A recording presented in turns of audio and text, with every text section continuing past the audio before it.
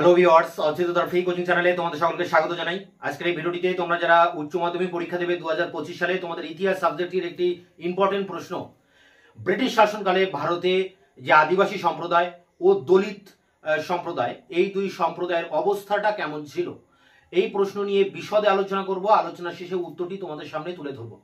তোমাদের এই ইতিহাস সাবজেক্টটির একাধিক প্রশ্নের উত্তর আমি ইতিমধ্যে আমার চ্যানেলে আপলোড করে দিয়েছি, তার লিঙ্ক দেওয়া থাকবে ভিডিও ডেসক্রিপশন বক্সে, তোমরা ভিডিওগুলো অবশ্যই দেখে নিও। আজকের ক্লাসের আলোচনার বিষয় ব্রিটিশ শাসনকালে ভারতে আদিবাসী ও দলিত সম্প্রদায়। তা ব্রিটিশ শাসনকালের আগেও ভারতে আদিবাসী ছিল, দলিতরা ছিল, কিন্তু সেই সময় তাদের অবস্থা কিন্তু খারাপ হয়নি। তাদের অবস্থা খারাপ কখন হলো? ইংরেজরা এদেশে আসার পর এই আদিবাসী এবং দলিতদের অবস্থা খারাপ হয়। তা আমরা প্রথমে আলোচনা করব, দুটি পাঠে আমরা আলোচনা করব। প্রথমে আদিবাসী সম্প্রদায়ের অবস্থাটা কি সেটা দেখব, তারপরে আমরা দেখব দলিত সম্প্রদায়ের অবস্থাটি কেমন।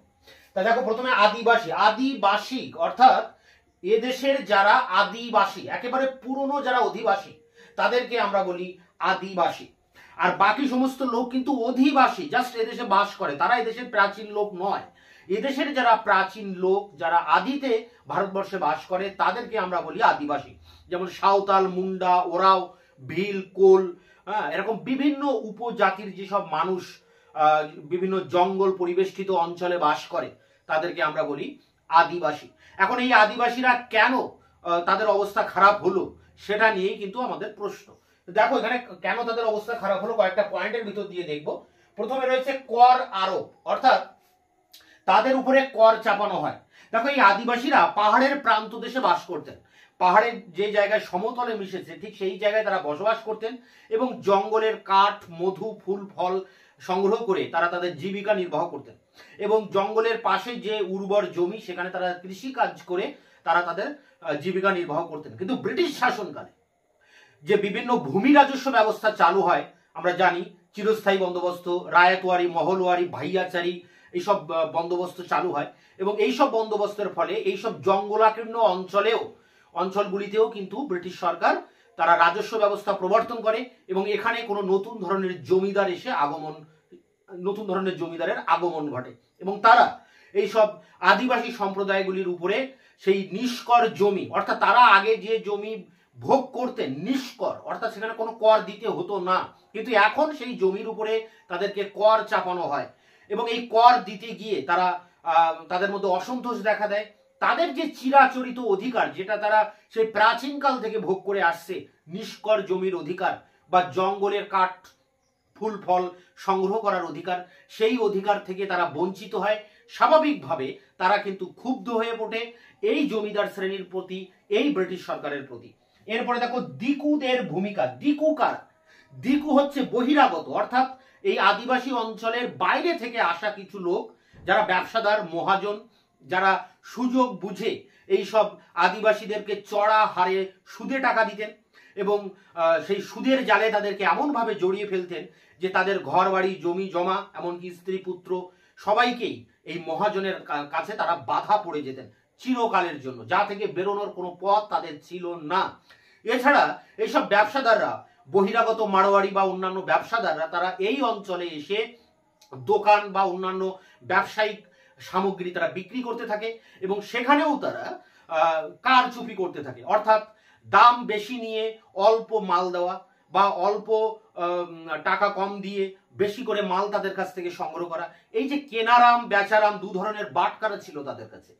একটা কেনারাম বাটকারা বেশি ওজনের ছিল, তাদের কাছ থেকে মাল যখন ক্রয় করা হতো আদিবাসীদের কাছ থেকে, তখন এই কেনারাম বাটকারা ব্যবহার করা হতো। আবার যখন বেচারাম ব্যবহার করা হতো, মানে বেচারাম বাটকারা দেওয়া হতো, তখন সেই বাটকারের সাহায্যে তাদেরকে মাল বিক্রি করা হতো, অর্থাৎ ওজনে কম ছিল এই বেচারাম বাটকারা। তাই এরকম বিভিন্ন ভাবে তাদেরকে ঠকানো হতো। এই মহাজন ব্যবসায়ীদেরকে তারা বলেছিল দিকু। দিকু মানে বহিরাগত মহাজন বা ব্যবসাদার। তা দেখো, এদের এই দিকুদের শোষণে, অত্যাচারে তারা অতিষ্ঠ হয়ে ওঠে এবং তারা এর বিরুদ্ধে কোনো প্রতিকার পায়নি। প্রতিকারটা করবে কে? ব্রিটিশ প্রশাসন করবে, সরকারি অফিস আদালত করবে, কিন্তু সেই অফিস আদালতে গিয়েও তারা কিন্তু কোনো বিচার পেত না। কারণ এইসব অফিস আদালতের যারা অফিসার বা যারা বিচারক, তাদের সাথে এইসব মহাজন বা এইসব ব্যবসাদার বা দিকুদের একটা ভিতরে ভিতরে একটা ঘনিষ্ঠ আতাত থাকতো, যে কারণে তারা কিন্তু এর কোনো প্রতিকার পেত না আদিবাসীরা। এরপর দেখো অরণ্যের অধিকার ব্যাহত।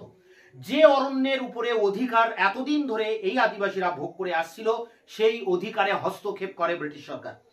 ব্রিটিশ সরকার একটা আইন পাশ করে ঝুম চাষ নিষিদ্ধ করে দেয় এবং জঙ্গল থেকে কাঠ বা ফল মূল ইত্যাদি সংগ্রহ করার উপরেও নিষেধাজ্ঞা জারি করে। তাহলে অরণ্যের উপরে যে অধিকার এই আদিবাসীরা এতদিন ধরে ভোগ করে আসছে, সেই অধিকার ব্যাহত হচ্ছে। ফলে তারা এই ব্রিটিশ সরকারের বিরুদ্ধে বিক্ষোভ দেখাচ্ছে এবং বিদ্রোহ করছে বারে বারে। দেখা যাচ্ছে পরের পয়েন্ট, সামাজিক আগ্রাসন। তা সামাজিকভাবেও আদিবাসীরা ভালো বা সুস্থ ছিল না, কারণ এই অঞ্চলে ধর্ম প্রচারের নাম করে, শিক্ষা বিস্তারের নাম করে এই অঞ্চলে খ্রিস্টান মিশনারিরা আসে এবং তারা ধর্ম প্রচারের আড়ালে বা শিক্ষা প্রচারের আড়ালে ধর্ম প্রচার করতে থাকে এবং জোর করে, ভয় দেখিয়ে বা অন্যান্য বিভিন্ন উপায়ে এই সব আদিবাসীদের তারা খ্রিস্ট ধর্মে দীক্ষা দিতে থাকে, অর্থাৎ তাদেরকে ধর্মান্তরকরণ করে। ফলে এইসব আদিবাসীরা তাদের যে প্রাচীন ধর্ম, সেই ধর্ম থেকে ধর্মচ্যুত হয়, ধর্ম নাশ হয় তাদের। ফলে তারা কিন্তু প্রমাদ গণে এবং এইসব খ্রিস্টান মিশনারিদের বিরুদ্ধে তারা প্রতিবাদ করতে থাকে। এরপরে দেখো মুক্তির উদ্যোগ। তো এত কিছুর ভেতর দিয়ে তাদের ধৈর্যের বাঁধ ভেঙে যায় এবং এই আদিবাসীরা তারা বিদ্রোহ সংগঠিত করে। এইভাবে ভারতের ইতিহাসে এই সব আদিবাসীরা কিন্তু বারে বারে বিদ্রোহ করেছে, যেমন সাঁওতাল বিদ্রোহ, কোল বিদ্রোহ, মুন্ডা বিদ্রোহ, ওরাও বিদ্রোহ, বিভিন্ন বিদ্রোহ রয়েছে এই সব আদিবাসীদের। এবং যেসব বিদ্রোহগুলো তোমরা জানো, কম বেশি মাধ্যমিক লেভেলে তোমরা পড়েছো এই সব বিদ্রোহগুলি সম্পর্কে। এই বিদ্রোহগুলি সবই ছিল আদিবাসীদের বিদ্রোহ। কেন বিদ্রোহ করলো? এই কারণগুলির জন্য তারা শেষ পর্যন্ত বিদ্রোহের রাস্তায় হাঁটে। এরপরে দেখো আমরা যেটা আলোচনা করব, দলিত সম্প্রদায়ের অবস্থা। তা দলিত কারা? দলিত আমাদের যে প্রাচীন কাল থেকেও দলিতরা রয়েছে। দলিত হচ্ছে শূদ্র, ব্রাহ্মণ, ক্ষত্রিয়, বৈশ্য ও শূদ্র। এই যে চারটি শ্রেণী হিন্দু সমাজে, তার মধ্যে নিচু যে শ্রেণী অর্থাৎ শূদ্র, এই শূদ্ররা ছিল অস্পৃশ্য, অর্থাৎ তাদেরকে স্পর্শ করা যায় না। তাদেরকে যদি কোনোভাবে স্পর্শ করা হয়, তাহলে যে স্পর্শ করবে সে কিন্তু ধর্মচ্যুত হবে, তাকে শুদ্ধিকরণ করে তার আবার পুনরায় ধর্মে ফিরে আসতে হবে। এবং এই শূদ্ররা সমাজে সব থেকে নিচু স্তরে ছিল, এদের কোনো অধিকার ছিল না, কোনো সম্মান ছিল না এবং সমাজে এরা ছিল একটা অবাঞ্ছিত শ্রেণী। ব্রিটিশ শাসনকালে এই অবাঞ্ছিত অস্পৃশ্য এই শূদ্র শ্রেণী এরা দলিত নামে পরিচিত হতে থাকে। এখন এই দলিতরা দেখো অবহেলার শিকার, তারা বিভিন্নভাবে অবহেলা তাদেরকে করা হয় তাদের প্রতি। যেমন সমাজের যারা গণ্যমান্য ব্যক্তি তারা ছিল ব্রাহ্মণরা, তো ব্রাহ্মণেরা বিভিন্নভাবে এই দলিত শ্রেণী বা এই শূদ্র শ্রেণীদেরকে দমিয়ে রাখতেন এবং সমাজের সকলের ভাষা ছিল সংস্কৃত, কিন্তু তাদের এই শূদ্ররা কিন্তু সংস্কৃত ভাষা জানতেন না। তা বিভিন্নভাবে ভাষাগতভাবে, আর্থসামাজিকভাবে এই দলিতদেরকে তাদের মানে দমিয়ে রাখা হয়। এবং কারা দমিয়ে রাখে?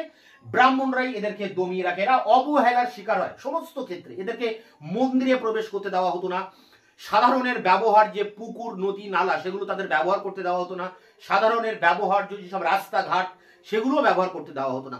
এদেরকে সমাজে এক ঘরে করে রাখা হতো। ফলে এরা ছিল চরমভাবে অবহেলার শিকার। 2 পয়েন্টস দেখো, কংগ্রেসের দৃষ্টিভঙ্গি। তো সেই সময় ভারতবর্ষে রাজনৈতিক দল হিসেবে জাতীয় কংগ্রেস ছিল। জাতীয় কংগ্রেসের ছত্রছায়ায় ভারতবর্ষের আপামর জনসাধারণ এই জাতীয় কংগ্রেসের ছত্রছায়া থেকে তারা স্বাধীনতা সংগ্রাম করে। কিন্তু জাতীয় কংগ্রেসের যারা পরিচালক নেতারা কারা ছিল? সে নরমপন্থী হোক আর চরমপন্থী হোক, নেতারা কারা ছিল?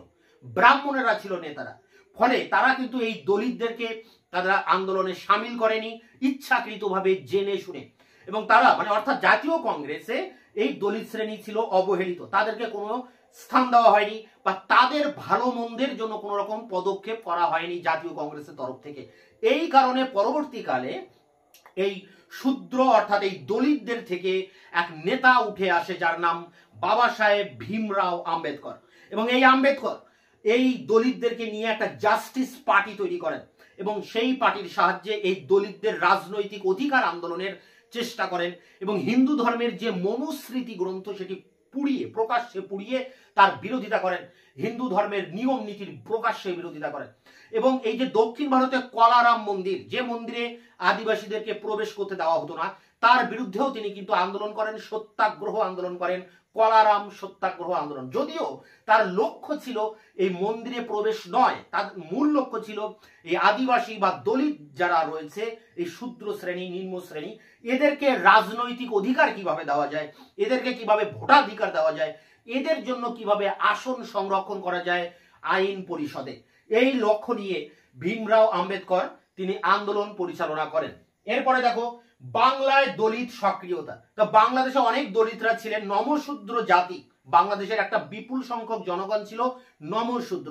এই নমশূদ্ররা কিন্তু এই দলিত শ্রেণীর মধ্যেই পড়ে এবং এই দলিতদেরকে সংগঠিত করে প্রমথ রঞ্জন ঠাকুর তিনি এই হরিচাঁদ ঠাকুরের একটা মাতুয়া সম্প্রদায় তিনি গড়ে তোলেন এবং এই দলিতদেরকে একত্রিত করে বাংলাদেশে একটা সামাজিক আন্দোলন গড়ে তোলেন এই নমশূদ্রদেরকে কেন্দ্র করে। তাহলে বাংলাদেশেও কিন্তু এই দলিত আন্দোলন মাথাচাড়া দিয়ে ওঠে এই মাতুয়া সম্প্রদায়ের ভিতর দিয়ে। দলিত সংগঠন গড়ে ওঠে ভারতবর্ষের বিভিন্ন জায়গায়। 1917 সালে জাস্টিস পার্টি তৈরি করেন আম্বেদকর।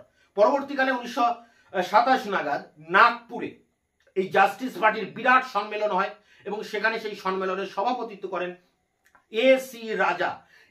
রাজা এবং বাবা সাহেব ভীমরাও আম্বেদকরের নেতৃত্বে এই জাস্টিস পার্টি ভারতের রাজনীতিতে অংশগ্রহণ করে এবং তারা আসন দাবি করে ভারতের আইন পরিষদে। ঠিক এই সময় ব্রিটিশ সরকার 1932 নাগাদ র্যামসে ম্যাকডোনাল্ড ব্রিটিশ প্রধানমন্ত্রী তিনি সাম্প্রদায়িক বাটোয়ারা নীতি নিয়ে আসেন। ভারতবর্ষের মধ্যে ঐক্য যাতে না থাকে, বিভিন্ন জাতির মধ্যে যাতে ভেদাভেদ তৈরি হয়, তার জন্য তিনি নিয়ে আসেন সাম্প্রদায়িক বাটোয়ারা নীতি। অর্থাৎ এক একটা সম্প্রদায়, হিন্দু, মুসলমান, খ্রিস্টান, বৌদ্ধ, এরা সব আলাদা আলাদা ভাবে নির্বাচনে অংশগ্রহণ করবে ভারতের আইনসভায়।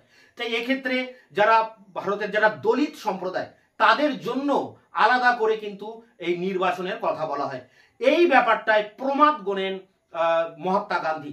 তিনি জানেন ভারতবর্ষের একটা বিপুল সংখ্যক মানুষ কিন্তু দলিত, তাই যখনই ভোটাভুটি হবে এরাই কিন্তু জয়লাভ করবে এবং এরাই সংখ্যাগরিষ্ঠতা লাভ করবে। এছাড়া দেশের ঐক্য থাকবে না, হিন্দুদের মধ্যেও বিভাজন তৈরি হবে, উচ্চ বর্ণের হিন্দু এবং নিম্ন বর্ণের হিন্দু। তাই তিনি এর বিরুদ্ধে আমরণ অনশন শুরু করেন অন্ধ্রপ্রদেশের জারবেদা জেলে এবং শেষ পর্যন্ত ভীমরাও আম্বেদকর সেখানে যান। উভয়ের মধ্যে পুনা চুক্তি হয় 1935 নাগাদ এবং সেখানে এই নিম্ন শ্রেণী অর্থাৎ দলিতদের জন্য ভারতীয় সংসদে বা আইনসভায় তাদের জন্য আসন সংরক্ষণের কথা ঘোষণা করেন গান্ধীজি এবং সেই ঘোষণা মারফত বা সেই ঘোষণার সূত্র ধরে এই পুনা চুক্তি হয় এবং গান্ধীজি অনশন তুলে নেন এবং পরবর্তীকালে যে নির্বাচন হয় সেই নির্বাচনে সমগ্র হিন্দু জাতি একসাথে কিন্তু নির্বাচনে অংশগ্রহণ করে। এখানে দেখো আম্বেদকরের ভূমিকা, আম্বেদকরের যথেষ্ট ভূমিকা রয়েছে। আজকে দলিত শ্রেণীর, শূদ্র শ্রেণীর ভারতবর্ষের রাজনীতিতে যে জায়গা তারা তৈরি করেছে, ভারতের আইনসভায় যে তাদের জন্য যে আসন সংরক্ষণ করে রাখা হয়েছে, সব কিছুর পিছনে কিন্তু এই আম্বেদকরের কি অবদান। আম্বেদকর একজন জ্ঞানী গুণী পণ্ডিত ছিলেন, এই কারণে তিনি ভারতবর্ষের সংবিধান রচনা করেন এবং সেই সংবিধানে এই দলিতদের জন্য তিনি আসন সংরক্ষণেরও ব্যবস্থা করে যান এবং এই দলিতদের যে রাজনৈতিক অধিকার আছে ভারতবর্ষে সেই অধিকারের পথ দেখান তিনি।